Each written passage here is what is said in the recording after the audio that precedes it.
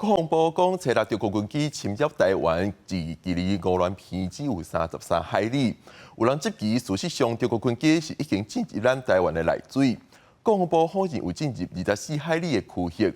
也若今仔日公布新的中国军机动态，是新增加多片，无按照实际比例显示的经济，是引起关注。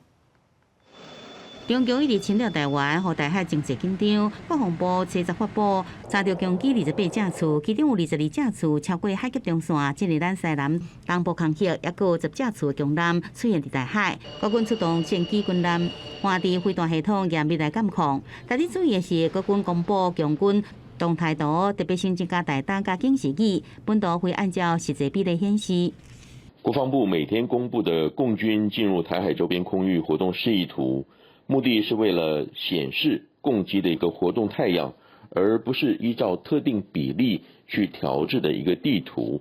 维安所加上警示语，因为国军七日公布有5架强机出现伫台东外海，离乌兰皮只有33海里。外界比对中华民国领海基线图加领海基点地理位置的资讯，怀疑强机已经进入咱方的内水。国军真紧澄清，后任强机走入去24海里临接区。学者讲，领海基线依照各式法角度有无同的解读，不过确定的是，强机无飞过咱国领空。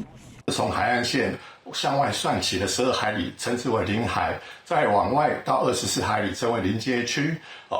但是如果是本岛跟离岛之间的水域，也把它称之为领海，这叫做基线领海。那这一点在国际间就会有不同的解读了。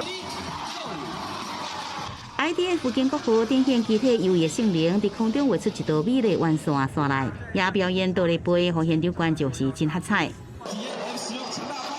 台海局势紧张，考虑特种威胁，国军推动建军任务需要。空军嘉义基地是今年唯一一场开放民众参观基地营区，吸引超过10万人参与支持国防，看到这战机的英姿。